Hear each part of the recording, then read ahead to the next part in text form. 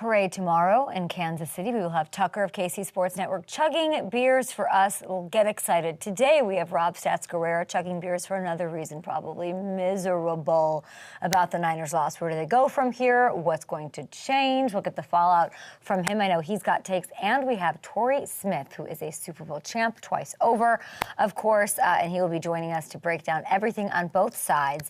Is Patrick Mahomes the greatest of all time? Let's do it.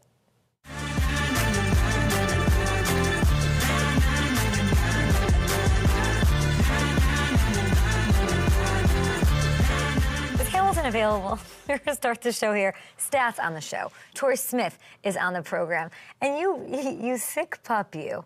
These underreactions, just these underreactions, we were talking about them yesterday, like you did a lot of digging into them, like they're pretty freaking good.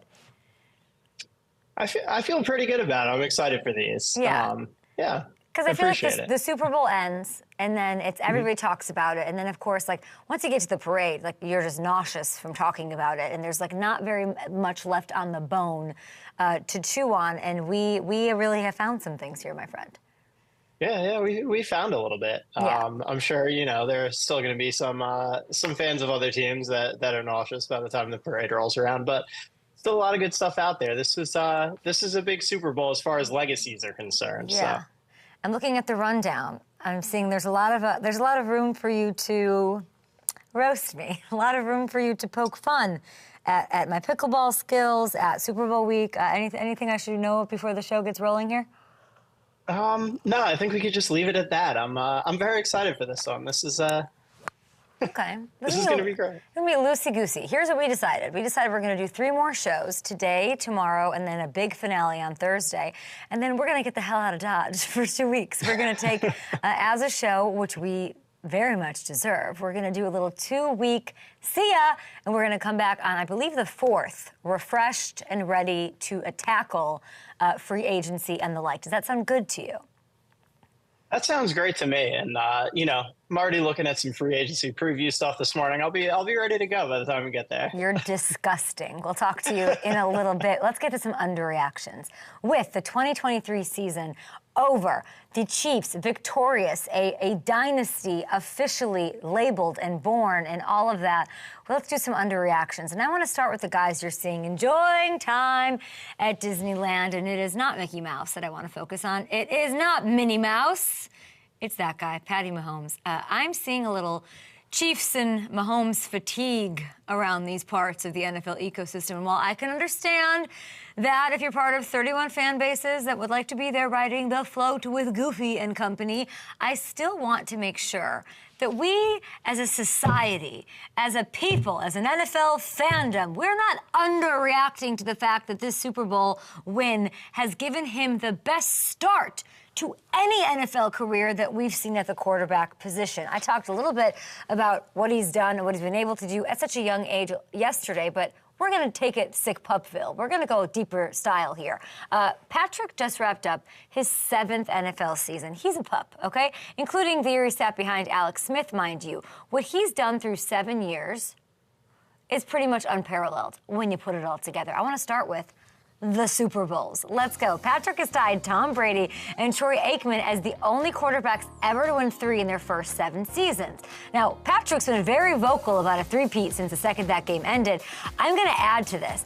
It took Brady 10 years to get his 4th.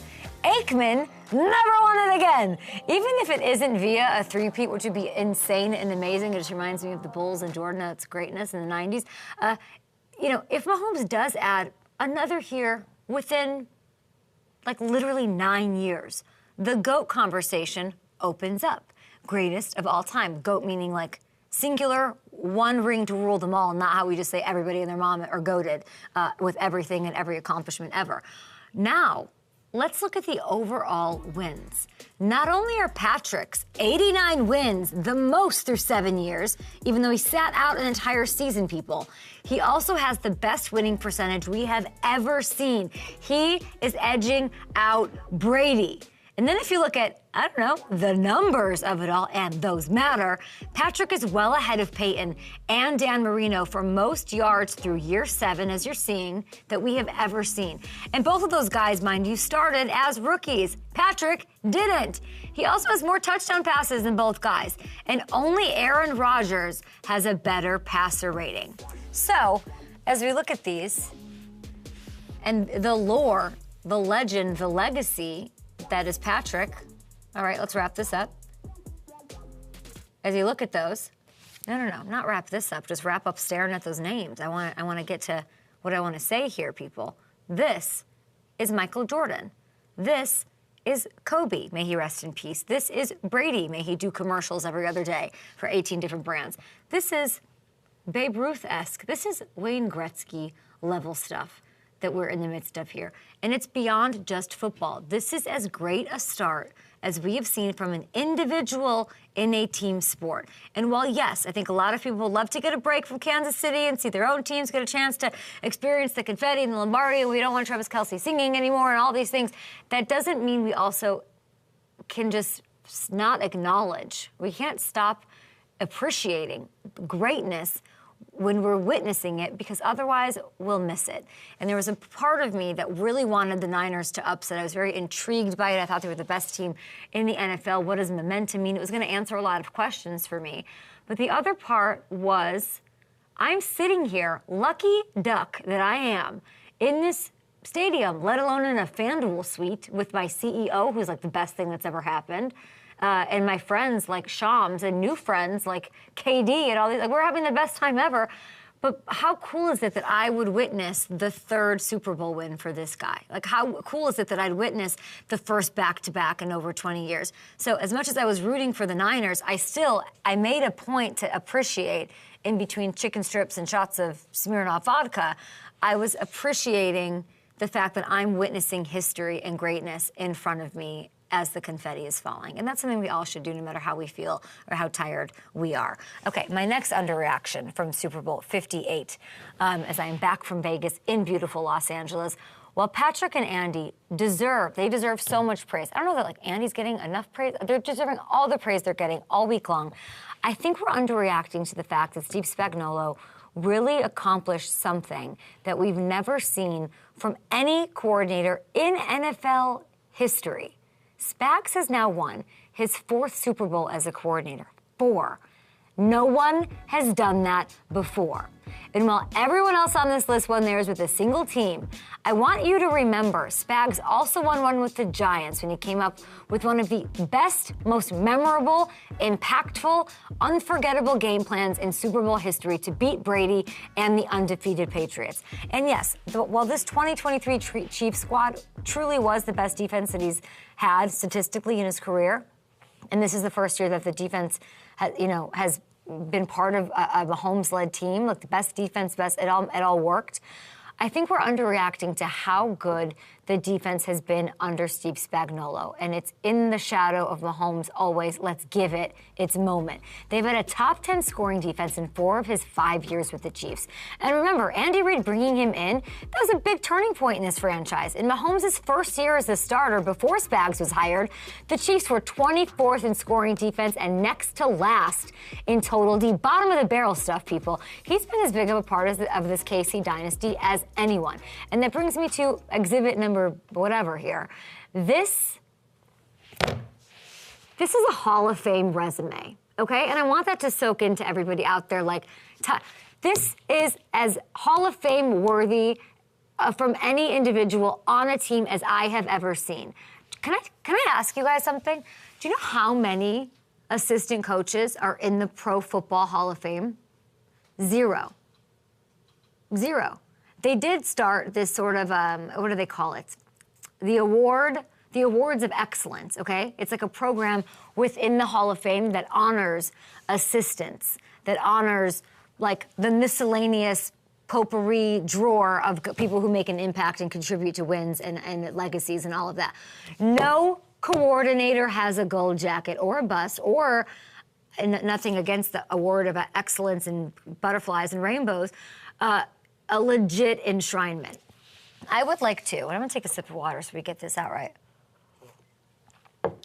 I would like to officially put it on the table. Let's start the campaign to make Steve Spagnuolo the first assistant to go into the Hall once he retires. If you sit there and look at his accomplishments and try to tell me that he is not worthy of the Hall of Fame, a bust, a speech, the whole nine, I genuinely don't know who is. I don't know who is. And it's crazy that there's 0 assistants in the Hall of Fame, but he stands alone. He should be the guy, and his Super Bowls, his impact, really should lead the way here. And so yesterday we talked with Luke Kuechly about his future, his head coachdom, all of that. But this is a Hall of Fame. This is a Hall of Fame coach. He should be in the Hall of Fame. We're going to take a short break here. Torrey Smith is on the show. Can't wait to talk to him. Stats Guerrera is here. Torrey says Mahomes is the GOAT. Goated, we're done. We're going to talk about that, break down the Super Bowl on this Tuesday. Up and Adams, everybody.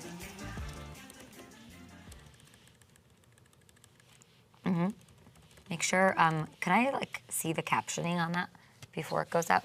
Because I think it could do pretty well. I just want to make sure.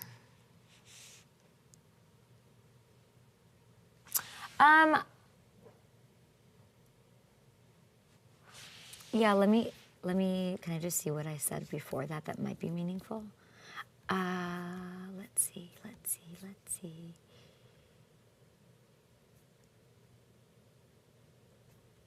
Oof, I don't know. Because it's my next, no, because I talk about the resume. I would put it all out. But the caption, I would like to say,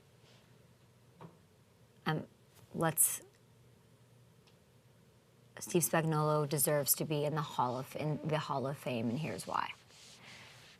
Deserves to be maybe the first assistant in the Hall of Fame, and here's why.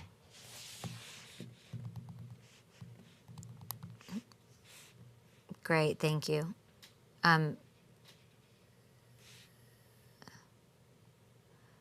Okay.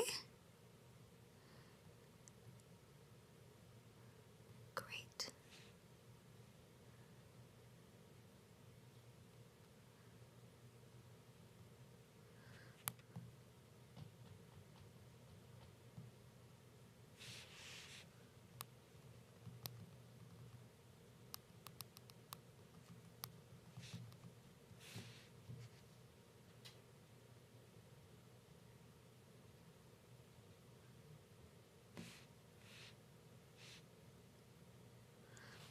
Okay, Hamilton.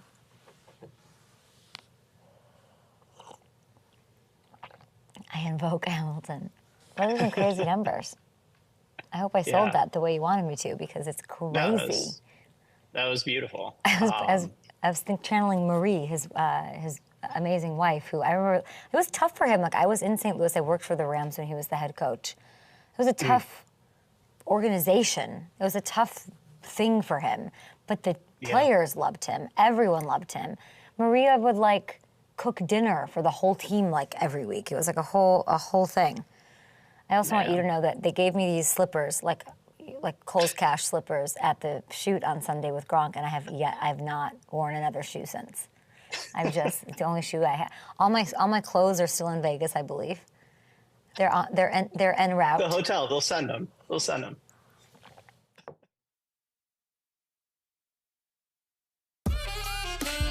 Look at that. Oh, man, I should have dressed up for this. Look at this lavender suit on the honors carpet. My guy back today.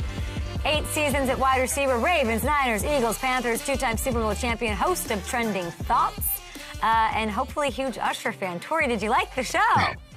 I enjoyed the show. I was excited. I told you I was going to the game, and I was there. And most of the time, people don't know when you watch on TV, you can't really hear too much. But I thought they did a phenomenal job. I could hear everything. I loved the performance. Love seeing Little John. Love seeing her. Love seeing Luda come on out, and Alicia Keys as well. It was awesome. Her, Alicia Keys, they crushed it. Everyone's like, it was hurried, it was too fast. It was such a party, especially, sometimes it doesn't match up. I had to go watch the TV version of it yesterday, but the outfits, the roller skates, the whole 9 yards of it. And then he got married. Torrey, I was at the after party that they were having I don't even think it was at Aria, and everyone's waiting for Usher to show up, and like literally like his assistants like, we need a sheet cake, we need a wedding cake. Like it was, nobody knew about it. They went and they were waiting for them to arrive, and it was all it was a nice cap on the week. You and I saw each other. We had a lot of fun. Fletcher Cox comes in and he crashes the interview, which was amazing. We've had some time to decompress, right? We're back. You got to see your babies, hopefully. What's more stressful, being a fan watching your team in the Super Bowl or playing in the Super Bowl? I think I know that. Oh, 1,000%. Being a fan, because there's a lot of things that you can't control, right? I think the pressure from being a player, I caught myself and I had to check myself saying some things. It's like, bro, it's not that easy. Like, shut up, all right? You're being a fan right now. But, just watching the game, man, from a fan perspective, the highs and the lows, it's different when you know the guys, the mood of the huddle, right? That energy on the sideline. But as a fan, it's like you control nothing. You have nothing. So being a fan is extremely stressful. Have you reached out to Jed York? I haven't reached out to him since the game. Probably give him some time there. But the way I feel about Jed York and what he's done for the 49ers does not change based on the outcome of this game, right? I think the 49ers are still one of the premier organizations in the league, and it wasn't that way when I left San Francisco. And I think Jed was getting crushed at that time, and for him to kind of build it up and hire the right guys and watch them grow, I still think he's done a great job. And San Fran will be back in his same position here soon, and hopefully they get over the hump. I mean, I made the case yesterday, like the optimism here is that they have their quarterback. You and I both know. They have their quarterback. They have him on a very humble, modest situation. And that means that their window is open. I know they have to figure out Chase Young. They have to do it. By the way, Chase Young, nothing to sneeze at in this game. Hey, listen, I told y'all, right? Everyone, when I said that Chase Young was going to be a major part of this game, have a great impact, folks from this show killed me on Twitter. Absolutely destroyed me. And I was like, it's fine. I know what he's capable of, and he did it. Unfortunately, they didn't win. Had they won the game, we would have been talking a lot about Chase Young and the way he influenced that game. But they didn't, and that's a tough part of it. But either way for him, I'm glad to show that he let everyone know who he is when he's locked in and when he's at his best. And I'm proud of the way he went out there and played. Yeah, feel free to roll the footage, control room there. He's talking about Chase Young. I think we have his sack. Feel free. We got nothing but time here on the show today. Do we have that? Do we have the sack, first sack of the Super Bowl?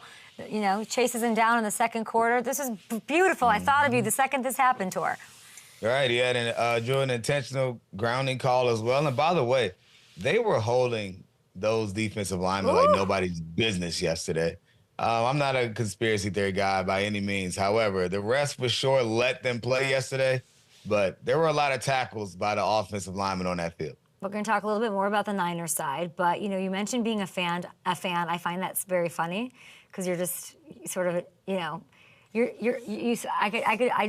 so thoughtful that I think you let yourself be a fan, then you call yourself out, and it's like this existential dilemma that you have, which I'm fascinated by. But you let yourself do what a fan would do, is make a bold statement and the scathing take on Twitter. Here's what you said: I think I'm comfortable calling Mahomes the GOAT.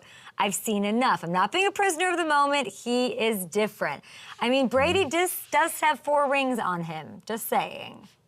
He does. And to me, I think rings are a team stat, right? I know that drives some people crazy, but winning is a team stat. And the easiest way to point to it, Tom Brady, who I've called the GOAT for such a long time, right? I always said that Tom Brady's the GOAT, and I think that Aaron Rodgers is a better quarterback. That had folks firing me up.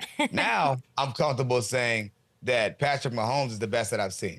I think what he's able to do with his feet is really what the difference is between him and Brady. I've been on the opposite side of Brady multiple times, right? Scared to death knowing that he has the ball in his hands because he is that great of a quarterback. However, when you're watching the actual play of the position, Pat's doing things that we haven't seen, right? Just as a player, with his arm talent, with his, like, he improvises like an artist out there. Just the way he plays the game. The only one that's played similar to him is the other guy who I said I think talent-wise was better than Brady, and that's Aaron Rodgers. So I think what Patrick has been able to do is phenomenal, especially to the start of his career. And I know oftentimes when people talk about GOAT, they talk the rings, they talk these things.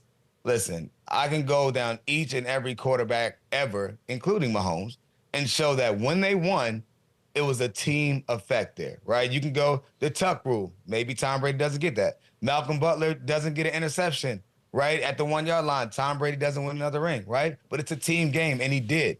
And he's one of the best to do it. I love Tom Brady to death, right? And even beyond him as a player, as a person, he did something awesome for my wife's uncle. He had cancer. We were at Preakness one time, and Tom Brady treated this guy that had no business being where we were, right? Like he was the most important person in the world. So I always have a lot of love and respect for him for who he is as a person, as a player. But Mahomes, I think what he's doing, I'm comfortable saying right now he's the best quarterback to have played this game. Wow, really well said, and a nice story about Brady in there as well.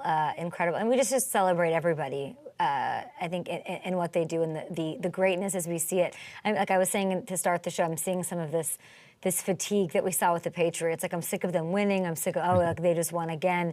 But there's something about, like, maybe I just like history. Maybe I like history, and I have such appreciation for how hard it is to win a game, let alone get into the playoffs, let alone, like, win Super Bowl or appear in Super Bowl after Super Bowl. Like, it's consistency is, I think, the hardest thing to achieve in this craziness that is the NFL. Okay, so let's talk. I'm not a sports psychologist. I don't know. But I know with Shanahan, you and I were both saying it, stay aggressive. Don't change it up. They're up a touchdown at half. Could they have done more? Man, I think ultimately it boils down to execution and, watching the game in person and then going back and doubling on film. I feel like the difference in the game was all their receivers weren't consistently winning one-on-one. And, I love Deebo Samuel. I think he's one of the best players in the league. But he was dealing with a little injury there with his hamstring. But ultimately, I think some of the plays that he could have made really would have been a difference in staying on the field, right? I think it's about time you had, and Patrick Mahomes had way too much time. I don't think Shanahan went and folded and was afraid or anything like that. But I feel like in clutch moments when their guys needed to win one-on-one, they didn't. And Brock Purdy played a pretty solid game, right? He took care of the ball for the most part, and he had one-on-one matchups. And I just feel like guys didn't make the plays when they needed them the most. I think you can point to the O-line and the play at the end of the game, but there were things that happened before then when they had the ball with about 4 minutes left, 6 minutes left, whatever it was, where it felt like they could have taken all of the time off of it, and they didn't. And to me, watching it, guys weren't winning their one-on-one matchup. And so that's just how it goes sometimes, right? It's tough, to go to the Super Bowl twice as a head coach and lose, and go there as a coordinator and not get it done. No one loss looks the same, and I think we've been able to feel that, minus the fact that he's kind of been ahead. But the reality of it is, just watching the game, there's a guy on the other side named Patrick Mahomes where you're like, they're never out of it. And I think they left too much time on the clock, which is the same conversation I remember having playing on the opposite side of Brady far too many times, where it's like, that's too much time, and they can make something happen. And they did. And also, we can't ignore special teams, right? The Chiefs were gifted great field position by the ball hitting, a niner in the leg. So that's just the way the ball bounces sometimes. And, they got to get back to the drawing board. I like that you're saying that because it's true. I was looking at the numbers. Christian McCaffrey, the leading receiver. Kittle, Deebo, Ayuk combined for 8 catches for 86 yards. They just were not winning against man. It just wasn't happening. But when I was watching it, the question I sort of had was, is there more that Kyle could have done with the blitzes? Listen, we talked about it the week before. Don't blitz Mahomes unless you want the home run shot. That's the way I feel. I'm legitimately afraid of him and what he's able to do when guys are scrambling in the all-script plays. It feels like when Lamar Jackson's back there. You can blitz him all you want. If you don't get to him, you are going to have problems. And I feel the same way with Mahomes. So I think you can always say in hindsight, hey, we could change it up. But we can't act like this defense didn't do a good enough job to win the game. Right, the defense did a great job. They just weren't on offense. Three's not good enough, right? Versus Mahomes, you have to score touchdowns if you're going to beat the Chiefs, and the offense just didn't finish enough in the red zone. I was talking more about Spags blitzes. Like, Spags has some stuff now. That's what I'm saying. Like, could Spags Kyle was in his bag, all right? Could Kyle have done more to help Brock in that? Well, I think. You know what? I feel like they had some options there. Again, but Spags had my favorite blitz was when he had the DB come inside, like inserted through there. That was crazy. He didn't see it, right? He didn't see it coming. The DB backs up, goes on towards a heck of a play. But Spags was dialing it up all game. You know that's what he's going to do, right? He's going to play aggressive. But, again, it all comes down to execution. And when they blitz, oftentimes someone's going to be one-on-one. Who's going to win, and do you have enough time?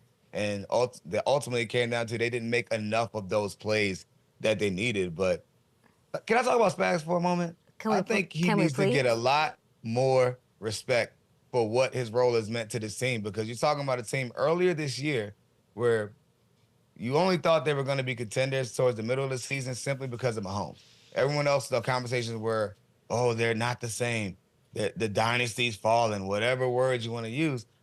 But that defense was constant. The offense had to catch up, right? And then now you go watch this playoff run. They don't win without the defense playing the way they did. So as much as we're pumping up Mahomes, which we should, right, this defense needs a lot of respect as well with the guys that they had playing up front. And it starts with Coach Spags. Excellent coach, great communicator, and again, a very underrated career, if you ask me, as a coach. But I'm happy for him. I was with him in Baltimore for some time, and he's one of the best in the business for sure. I was in St. Louis when he was the head coach, and there's a lot of reasons that didn't work out there. But you look at what he's done with the Chiefs, massive turning point for this team when Andy brought him in. They've been a top 10 scoring defense 4 out of 5 years there. When they brought in Patrick, they were bottom of the barrel. They were not stopping anybody as a defense. They certainly never helped Alex Smith in his long tenure there when he still had success trying to keep them afloat in the West. So I love that you're saying that. I made the point earlier that he belongs in the Hall of Fame. Four champions. No assistant coach is in the Hall of Fame. But if there was a legacy, a resume that belongs in it, I could see it being Spags. Yeah, I mean, you talk about 4 different Super Bowls as a coordinator. I mean, there are head coaches that didn't win that many, right? And, you know, for him being a major piece of that, I think you have a great argument to make there. You talk about greatness and what it means. I think he's consistently shown that. And, again, you can only really dominate where you are. He hasn't had the opportunity to be a head coach again since he left the Rams. But the reality of it is he's performed everywhere that he's been. So to be a part of now what you can call, that they have 3 of them, like one of the best dynasties, and also taking care of business in New York that one time, you have to mention him as one of the best coordinators of all time, and a great argument to get in the Hall, again, when there are head coaches who haven't accomplished what he's accomplished in terms of winning championships. So I love that thought. Romeo Crennel, Charlie Weiss, Josh McDaniels, they have 3 apiece as coordinators. To get that 4th one, and especially in the fashion where this defense carried them all the way, it's something that I think Canton should take seriously and consider. You and I agree on that. We don't agree on taking the ball first in overtime. Sell me on this. Why did you like Kyle's call here? Explain. Listen, folks it's easy to say, hey, we want to be on defense first. Y'all, the Chiefs, I'm going by real time looking at the sideline. They were gassed. The 49ers were gassed after that drive. So to me, more than just the strategic aspect of it, right? They had just lost all momentum with the Chiefs driving down the field, with around 2 minutes or so left in the game.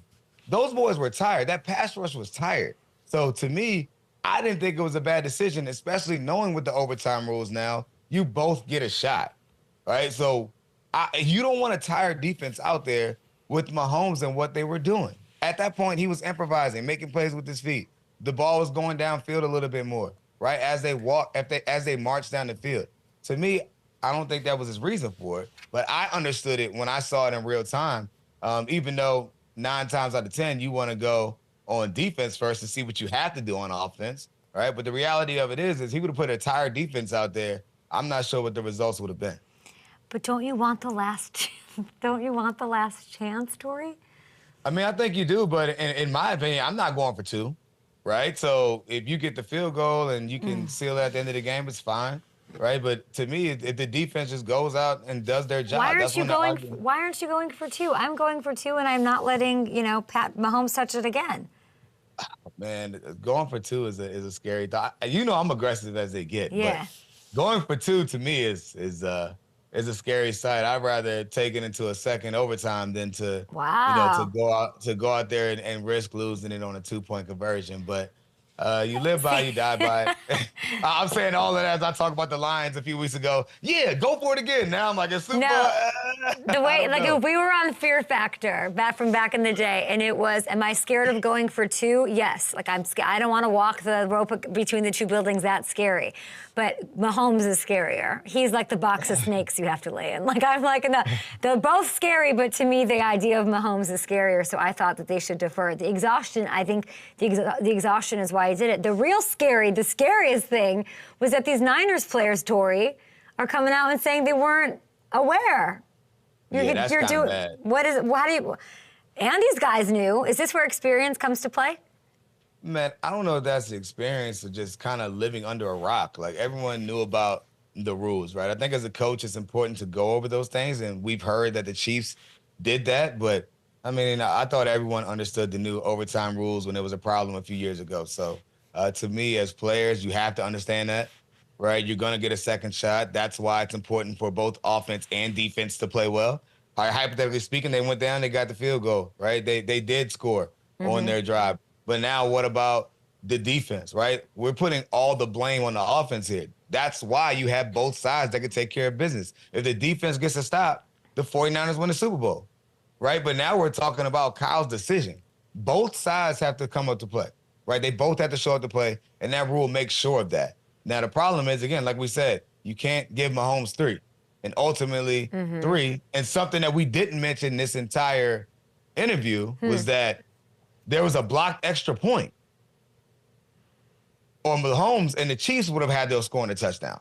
And I think at the end of regulation. Right, but I think that Moody missing the extra point is the only reason it went to overtime. Absolutely. Otherwise, Mahomes would have gone down, and him missing that was the only prayer they had. Absolutely. I mean, that's a very people are going to let that one slide over, but that 1 point difference in forcing the Chiefs to score versus settling for a field goal like they had to do, they were trying to score. Yeah. The 49ers made the play to stop them, so it's a completely different ball game if they don't get that kick block. It's a good trending thought to have. I learned a lot in this conversation. Lots to chew on here. What's going on with your podcast? What's the next thing? What do your next couple weeks or months look like, Tor?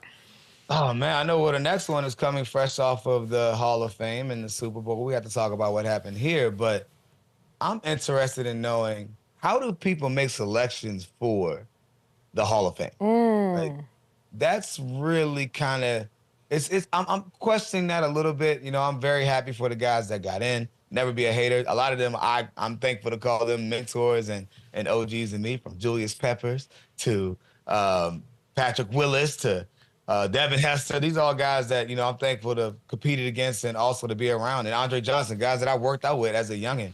But I'm looking at two names that I personally know and played with, and I'm 1,000% biased towards them, is how can a guy like Anquan Bolden, Steve Smith, guys that are top 10, top 12 in both major categories, receptions and yards, how do they not get in? So what does that look like? And I'm just curious. Got to do a little research, you know, and figure it out. But there's so many different guys. Think about Torrey Holt, Reggie Wayne. Right.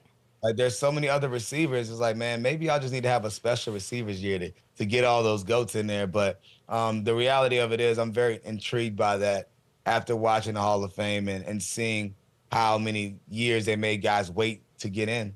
And another interesting nugget is Patrick Willis had to wait to get in because of the amount of time he played. Are you going to make Luke Kuechly do the same thing, even though we know he's a first ballot Hall of Famer? So just interesting thoughts. We talked. You should have Kuechly on your podcast. We talked to Kuechly, and he goes, I have no control over it. And I said, well, Willis getting in, Willis quit right before 30, I think. So it must make you feel better that you'll be able to potentially get in, but you really never know. And I love that you brought up Steve Smith. Steve Smith was top 10 in literally everything. And I'm not gonna say he single-handedly did it, but he carried that Panthers team to a Super Bowl. He carried them. And I think people when you don't, it's a lot of politics. It's a lot of campaigning. Right. It's a lot of, did people in that lot, the reporters have an easy time with you? Or there's a lot to that. And I would like that. I think there's some antiquated stuff going on. We all know it. And if I trust one person to do the investigative deep dive that needs to be done, it's Torrey Smith. I think I cannot wait to track you on this journey, because there's things I've heard through my time covering the NFL where I'm like, wait, what? Make it make sense. And it doesn't, so I'm looking forward to that. And, of course, Steve Smith belongs in the freaking Hall of Fame. Thanks, Torrey. I appreciate you having me. Okay, we love having you. Trending thoughts. You were talking about things from the Niners side. Stats was freaking out, allegedly. Rob Stats Guerrera pulling his hair out, waiting to come onto the show to talk all things Niners post-mortem. Stats, I have stayed away from your Twitter feed. Let it out. We're unleashing the stats next.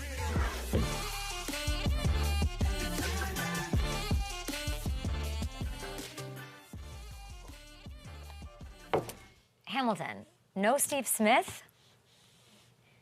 That's a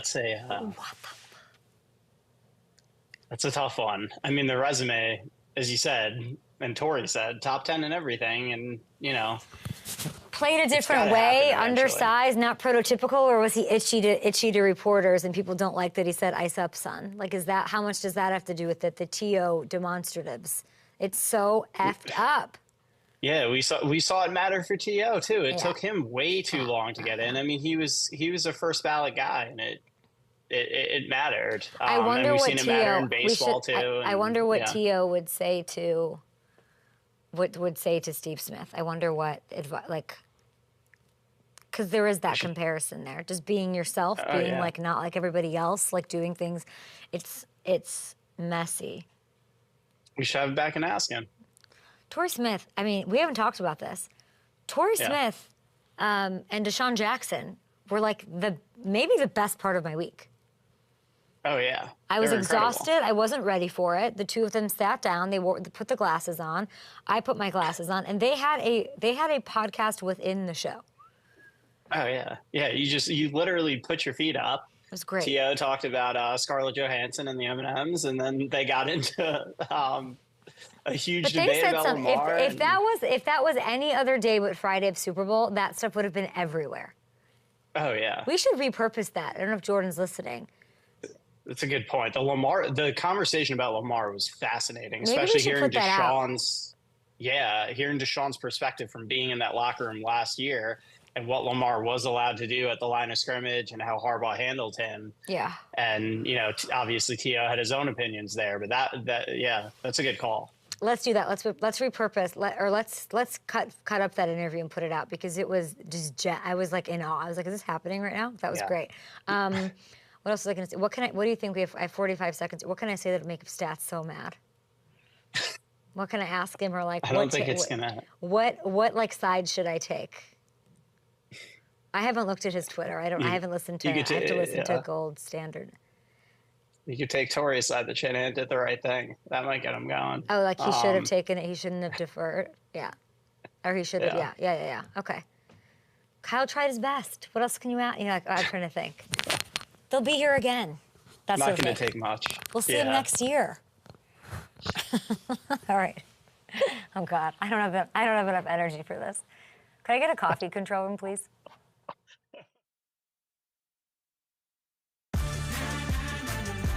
A bestie of the show that didn't go well with Shams yesterday, but it's going to go well with our friend who had to endure another heartbreaking loss for San Francisco from the Gold Standard Network, ESPN Radio, of course, and 95.7 The Game in San Francisco. Stats, I have stayed away from all things you because I don't have the heart. I don't have what it takes to get through it, but that's why you're here on our show. Everybody, please go download all the latest podcasts. I will be listening to them today after the show, but I wanted fresh stats in my mind. What do you got?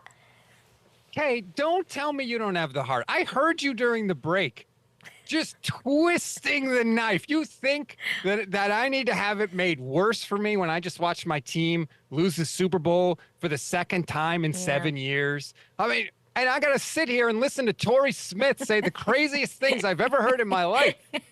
We're getting crazy with this Kyle Shanahan stuff. We're missing the forest through the trees, Kay. Tell me. At its most basic level, what is the last thing you would want if you're the 49ers? And the thing you would want the most if you were the Chiefs? It would be Patrick Mahomes with the ball in his hands at the end of the game where a touchdown wins the game.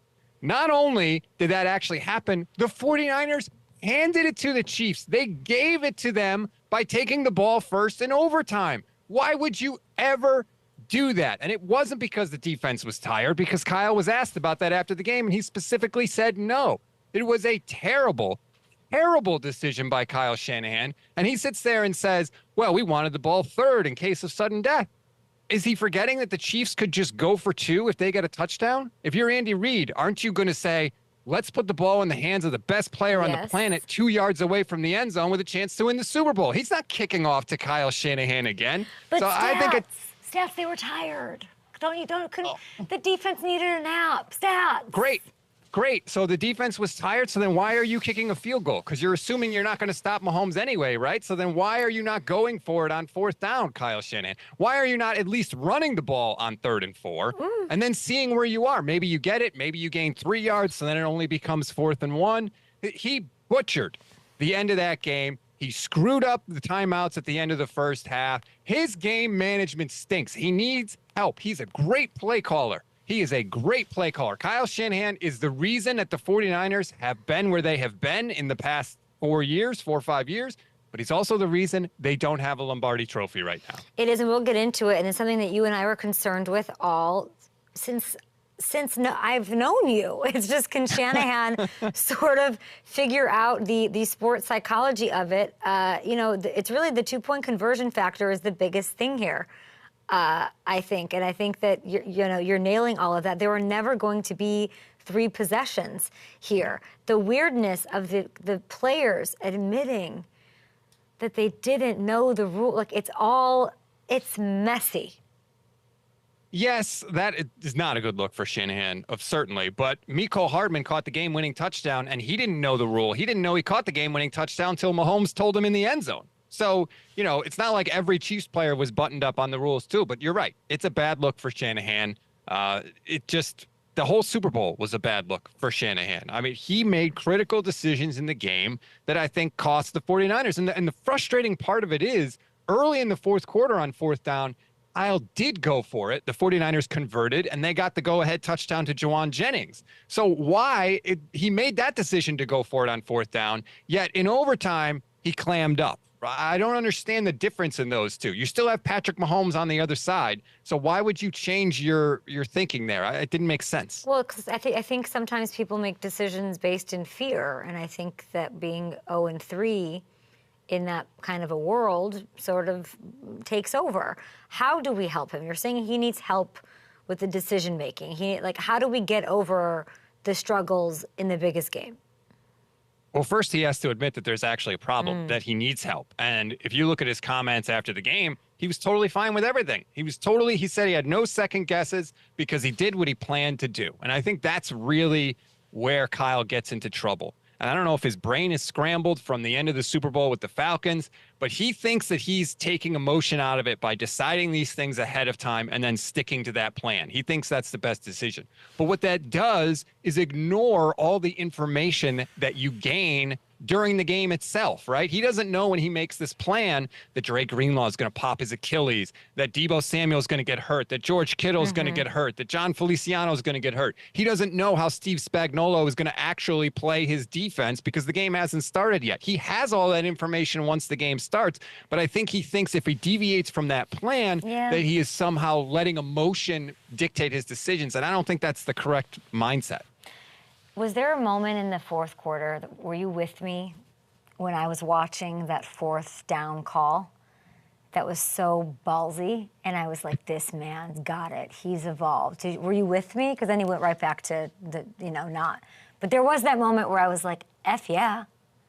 Oh, I was there with you. And he had told the CBS crew that you don't win a Super Bowl, you have to take a Super Bowl. So I remembered that comment, and I saw that he was going for it on fourth down, and I was like, okay, maybe he finally gets it. Maybe the light bulb has gone on. And then he turned the switch off later. Okay, I'm gonna have Hamilton come in here because Hamilton doesn't want to come on, but Hamilton, he keeps pelting me with things on the old text machine. Hammy, ask what you want to ask about George Kittle, because where was George Kittle? Go ahead, Ham. So that was one of the things that was confusing to me, Stats, and we haven't really talked about much is, we saw Kittle go to the locker room in overtime. He comes back, he's on the sideline, he's telling them he's ready to go and get back in the game, and they throw Willis out there instead. He immediately gets called for holding, and I think if that doesn't happen, the Niners score a touchdown on that overtime drive. Have you heard any explanation on that, or any sense of why that happened and Kittle wasn't in the game there? No, I haven't heard a single thing about it. And it's extremely frustrating because you're right. Elijah Mitchell runs for the first down, and then there's the holding penalty. And it's literally on the guy who's only in the game because George Kittle is not in the game. It's just, there's a collection of so many little things in this game when you look back on. That's why, like, Torrey Smith's talking about the missed extra point. The missed extra point, that is like so far down the list of why the reasons the 49ers lost this game. They scored 0 points on 2 Chiefs turnovers. They get that interception to start the second half. They don't even gain a single positive yard. They actually went backwards. They started the drive at the Chiefs' 44-yard line. They couldn't get any points on that drive. The missed extra point is so far down the list of the reasons why the 49ers are not champions today. What about the decision or the letting the run get away from them? Like just the play calling, right? Like especially I think in the second half, right? They sort of went longer stretches than the first half of just abandoning the run.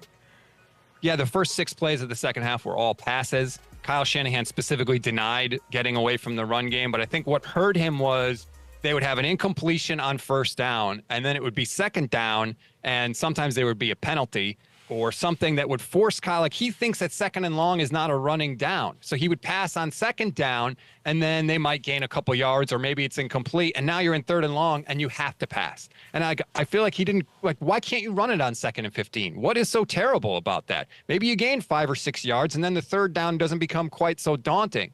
You know, the average down and distance the 49ers had to go on third was 9 yards. It was actually over 9 yards on third down. Again, Steve Spagnuolo, one of the best big game defensive coordinators of all time, you're making your life so much harder.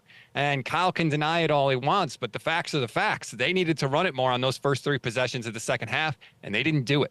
There was so much man coverage in this game, which would make sense. They've got the best, they've got Spags, always aggressive. Like, he's the bizarro world Kyle Shanahan. He stays aggressive. He's just that's like his baseline is like, I'm going to come after you. And they were sticky all night long. And that I would anticipate that. So I don't understand how it didn't work out, because people are saying it exposed the receivers, and this offense. But maybe that's just something that only the Chiefs can do and only Spags can do. And that's just the weakness. Well, the Chiefs did it. The Browns did it earlier in the year as well. The Ravens did it on Christmas Day. Tight man coverage works against everybody if you can do it, right? I mean, obviously that's the thing to do. But Brock Purdy said after the game they played more man coverage than we thought. And it's like, well, wait a minute. The Chiefs played the 6th most man coverage in the NFL this year. That really caught you off guard? I think maybe what Brock meant was that they came out in zone early and the Niners were picking it apart. Right. So then the Chiefs adjusted, and that could be what he meant. But, like, you got to be prepared for that. If you're Kyle Shanahan and the 49ers, maybe you adjust by having Brock run more or something, but you can't just throw your hands up and be like, well, I guess they got us. I feel like you and I are making like a blame pie for the Niners, and there's like a list. You're like, this could be, this could be a podcast for you, like the list of reasons for most important to not. How big of a slice of the blame pie goes to the defense with what the Chiefs did on those final 4 drives? They get some of the blame, because I felt like, especially on the last 2 drives, it was a lot of soft man coverage. It was, I felt like they were making life too easy for Patrick Mahomes. They were giving them 5, 6, 7 yards at a time for some of it, and then they eventually tightened up. But ultimately, the 49ers allowed 1 touchdown to Patrick Mahomes in regulation. 1. And it came on a 1-play drive after a turnover. So yes, the defense, there are things that you don't like there. But ultimately, I think the blame lies at the foot of the offense. You got to score more than 22 points, especially when the Chiefs only scored 3 points in the first half. You have to do better than that. You have Kyle Shanahan. You have all those names that we love to list on offense. So why can't you score more? Like, I don't care that it's against Steve Spagnuolo. To be the best, you got to beat the best. and Kyle Shanahan hasn't done that. Yeah, and Christian was their leading receiver when you have that list of names that we love to see. Maybe, I mean, they couldn't get open. They were defeated. It was crazy. Brock Purdy, you said he's only 24. I saw that on Twitter. We're not going to write his legacy right now. Patrick's not that much older. He's written quite a legacy for himself with 3 Super Bowls.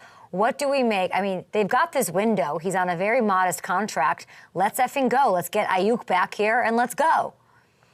Well, I don't know if I would say let's no, get. this was your rah-rah. I was setting you up. Look, Brock, Brock was okay in the game. He wasn't amazing, but if you're saying that Brock wasn't good enough, you're saying he needed to make more like Patrick Mahomes type plays. And that's a really hard standard to have to live up to if you're Brock Purdy. He's 24 years old. He was the 3rd youngest quarterback to ever start a Super Bowl. His elbow is not exploded right now, so he's going to have an offseason where he could actually work on his craft and get better. So hopefully he can be better next year. But, man, it's a tough hill to climb, Kay. You're asking this team to go back to 0 again. And if you look at the history of the NFL, you don't get this many bites at the apple historically.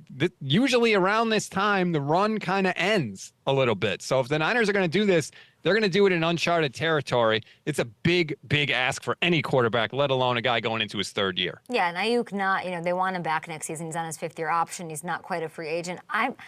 I'm fine. I think Brock's great. I have it on good authority. It's him. He's the guy. We're there, full faith, full support around him. I'm more worried about when I say people arrest support around him. The O-line was freaking me out, and I wanted it for Trent. I wanted it for everybody, but I'm more worried the penalties. Brock was under constant pressure. That was not the story on the other side. They have to get better at that if they want a chance. Well, that's, I think, part of the reason why the Shanahan teams have not had success coming back when they're down by a lot. It's because the offensive line is not good enough to straight pass block in passing situations. We saw it. I think some of that was Spagnuolo cracking the code. I think they had 9 just free rushes at Brock Purdy, so clearly Spagnuolo saw something. But we've seen too many times with this 49ers offensive line, when other teams need a big pass rush, they can get it. Because Colt McKivitz is not good. John Feliciano was okay. Jake Brendel is not very good. Even Aaron Banks, I don't think, is honestly very good. I think he's lucky to play next to Trent Williams. Kyle Shanahan has not invested very heavily in the offensive line except for one position. And clearly it's a factor, and it needs to change, and hopefully the Niners can do that. But they were tired. The defense was tired. They were... I'm tired, Kay. I'm sick and tired of coming on your show. The 49ers are coming after a bad loss. Kyle did his best. Things are bad. And his best wasn't good enough. Don't give me his best. Losers whine about their best, okay? Winners actually get the job done. Oh, my God. You wanted to fire me up, Kay, and you did it. Congratulations. And there's more of that. There's more of that where this comes from, guys. It's the Gold Standard Network. Check it out, YouTube, the whole 9. ESPN Radio and 95.7 The Game in San Francisco. Fired up stats. We hate it, but we love to see it. Thanks, Kay. Happy Valentine's Day, Niners fans. We'll be back. The Super Bowl parade, by the way, is tomorrow. Great. I love stats. I literally texted Hamilton. I said, what can I say to really annoy him? What can I say to really grind his gears? Stats is the best, but he's saying he's not wrong about anything. I didn't like him calling out individual offensive linemen and saying they're bad, but he's in his feelings a little bit. It's okay. Yeah. That poor man. I mean, he just went through the absolute heartbreak, this absolute heartbreak again, and you're just... Yeah, I love that. I think, but you're dying on this hill. You think the George Kittle thing cost them a touchdown. Yeah, I think if he's in there, because again, I'm not blaming Willis. You're standing on the sideline the entire game and thrown into that spot, having to block at the point of attack. I didn't see this part, but Kittle was saying, I'm good. Put me in, coach. Yeah, they kept showing him on the sidelines, and he's standing there he's like, I'm good. And he's standing there, and they sent Willis in instead and have him blocking at the point of attack on a key play. And Elijah Mitchell runs for the first down and said they called a holding. I didn't see. It sucks because when you're at you don't see the the sideline stuff. Like the Travis Kelce Andy fight, I didn't see until an hour later on Twitter. I didn't see any of that. Yeah. They put Kittle back in the next play. So why couldn't he have been out there the play before? That's really the moment where this game was lost to me, because now you're behind the sticks again. That was really the story of the night for the night. They were behind the sticks the whole game. And if Kittle's in there on that play, they get the first down and they probably score. Let's get this out on Twitter, the world. All right, what's up, Goldfarb? Great.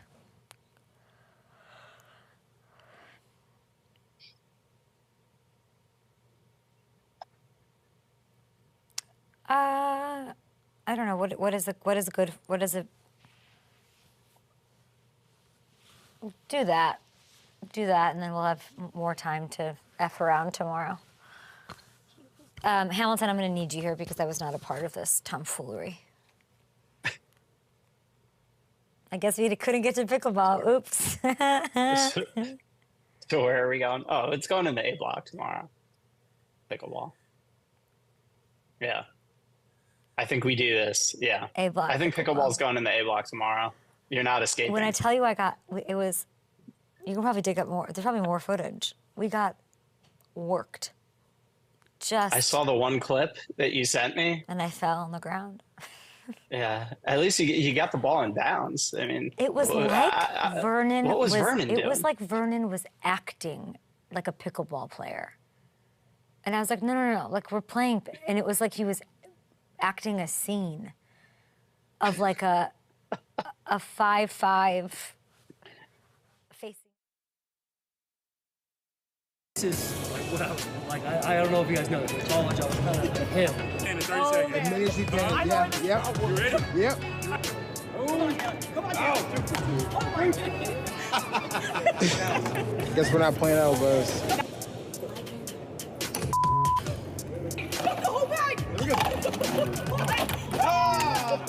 Panicked. Nice bounce. Let's go, Raker. 10 seconds. Let's go, Max. Keep going, Max. 3, 2, 1.